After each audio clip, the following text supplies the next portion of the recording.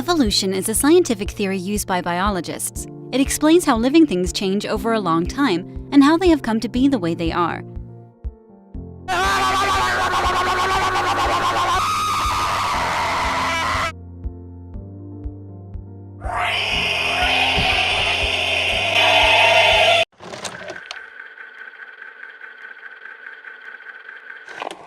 The #1 most subscribed channel position on YouTube, also known as the internet's most difficult platinum trophy. In a little over a decade, this trophy has been available. Only a very few select number of different YouTube creators have been able to acquire it. And those who have been able to acquire it have also always lost it. They might have kept it for a couple months, they might have kept it for a couple years, but at the end, they always lost it. Except, of course, for one man. Felix Pewdiepie Kjellberg. The story of the Swedish content creator began very much like it did with all those who came before him. In 2013, he dethroned the latest so-called king of YouTube and claimed this coveted trophy for himself. But then he proceeded to do something no one else in the history of the internet had ever done. He held it for years and years and years. Other channels grew, but never at a rate that was enough, never at the rate of PewDiePie. Because unlike any creator ever before, PewDiePie had made himself #1 forever, a new, eternal king of YouTube. By this point, you've probably heard about the whole T-Series situation. In a nutshell, there's a massive Indian multimedia company YouTube channel that uploads everything from movies to music to whatever celebrity content. The subscriber count has grown insanely fast this year, going from 30 million subs to 70 million subs, and now they're finally at the point of catching up to PewDiePie. Or not only catching up to PewDiePie, but passing PewDiePie. The T-Series situation has united audiences to give PewDiePie's channel a new boost, but at this point the pass seems inevitable. And when the pass does happen, if it hasn't already, humankind will get to witness a moment of history it hasn't witnessed in half a decade. A new, most subscribed channel on YouTube.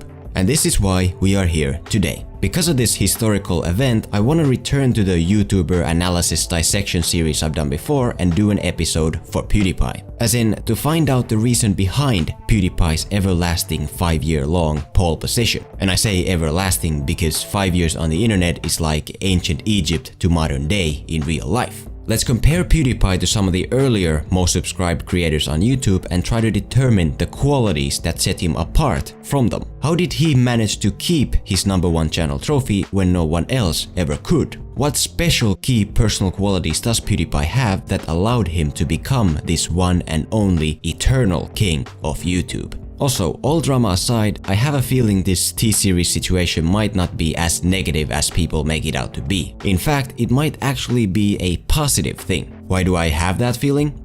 Maybe we'll find out by the end of the video.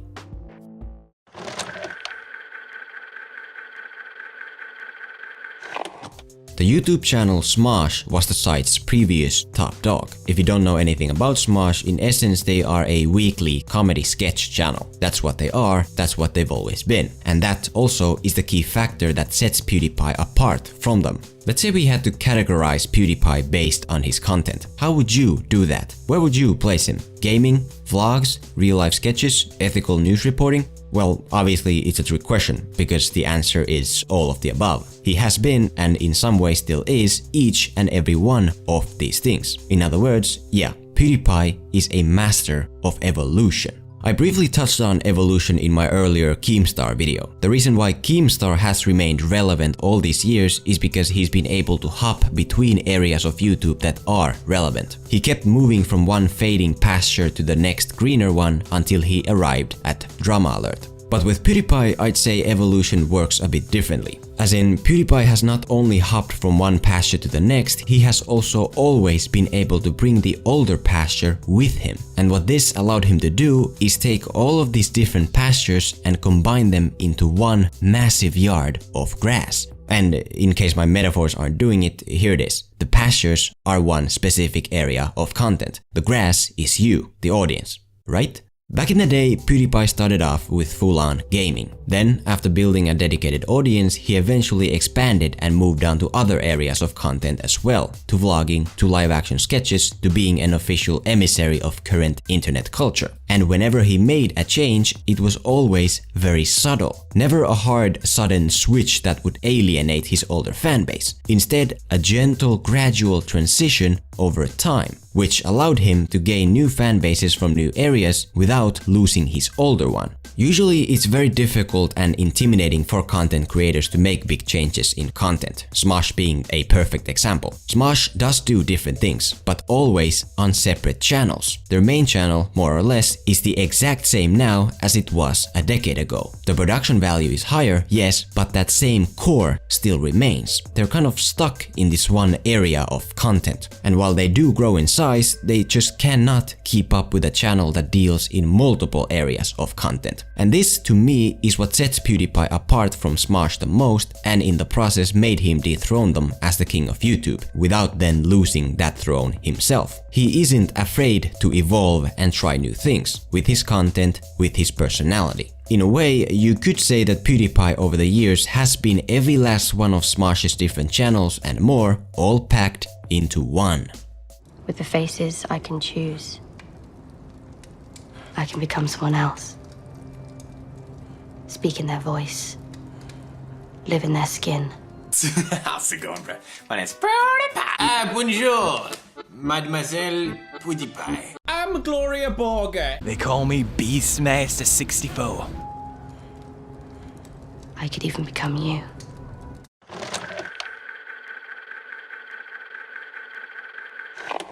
The previous record holder for the longest time spent as the most subscribed YouTube creator is this guy.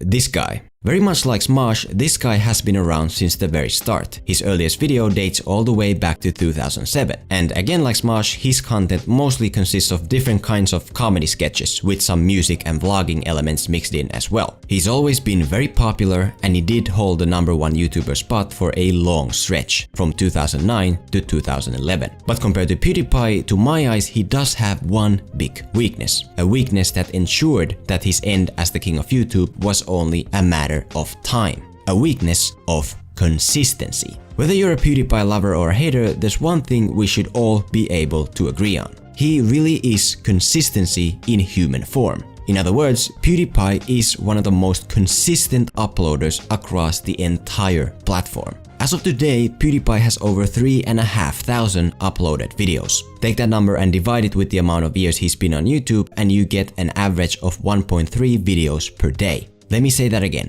Pewdiepie has been on YouTube for 8 years now, and after all that time, he still averages more than a video per day. That's some heavy stuff right there. Why do people log in to YouTube? To watch content. Why do people subscribe to channels? To watch content. What does YouTube want people to do? To watch content. See what I'm getting at? Because Pewdiepie has always been such a consistent content creator, he's been able to please both his fans and YouTube itself. People subscribe to him because they know for a fact that they're getting their daily dose of original content. And the more content people get to watch, the more content YouTube becomes. Now that we know Pewdiepie's upload amount, let's compare it to this guy's upload amount. What do you think? What's the number here? I know you can already figure out it's less, but just how much less? Is it 1,000? 900? 800? No, it's 350. Divide that with the 11 years this guy has been on YouTube, you get an average of around 1/10 of a video per day. Not quite as impressive as that other average. To be clear, I'm not saying that you have to upload daily to be successful. You don't. But I do believe that in order to be successful, you need to give people some sense of understanding on when to expect new content. And the best way to do this is by being consistent. Upload daily, upload weekly, as long as you are consistent. And when you compare these two creators side by side, Pewdiepie has been able to do that much better, showing no signs of slowing even after all these years. Which to me is a big part of the reason why his #1 YouTuber streak kept on going while this guy's had already ended. Plus, at the same time, I'm sure uploading daily doesn't hurt, or I guess in some way it can. Trust me, I've been trying to make one video per week for a couple months now, and it isn't always easy. Which is why I personally really do respect Pewdiepie's 8-year-long consistency. But the fact is, the more content you create, the more people you reach. Each video you put out, that's one more reason for people to subscribe. How's it going, everyone? Pewdiepie here. What's up, bros? What? My No, name's Pewdiepie. never. How's it going, bros? My name is Pewdiepie. How's it Oh, going? sorry, officer. It was completely irresponsible of me. How's it going, bros? How's it going, bros? How's it going, bros? How's it going, bros? Hey, how's it going? My name is Pewdiepie.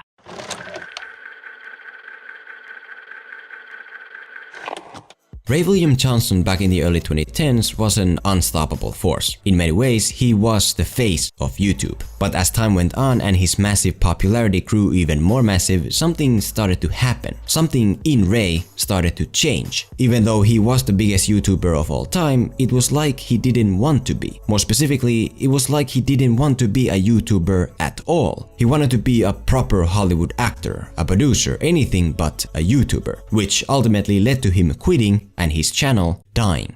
I'm retiring as host of Equals 3. I'm not retiring from life. I'll still be around. Like, if you'll notice, I'm doing a lot more acting these days. And if you'll recall, I sold a television show last year, and it may or may not eventually go to air. While I do think that evolution and consistency have played a big part in PewDiePie's never-ending success, there is one other personal quality about him that could be even more important. That personal quality being his sort of humbleness and down-to-earthness. Oftentimes when a YouTube creator gets big enough, they start to see the platform as this inferior thing. They want to be quote-unquote more than just a YouTuber, and so they end up putting their channel in the backseat in order to chase their other ambitions, which is exactly what happened with Ray William Johnson and many others. And that's fine. As we already discussed, evolution is a good thing. My point isn't that you can't be a Hollywood actor instead of a YouTuber. My point is that you can't be both, at least not at the very top. To be clear, PewDiePie does do other things as well. He has his own video games, he has his own clothing lines. But what sets him apart from Ray Johnson is that he has never put his YouTube channel aside because of those other things. Those other things are what he does on the side. Whatever business stuff PewDiePie has had cooking, he has always kept YouTube as his primary goal.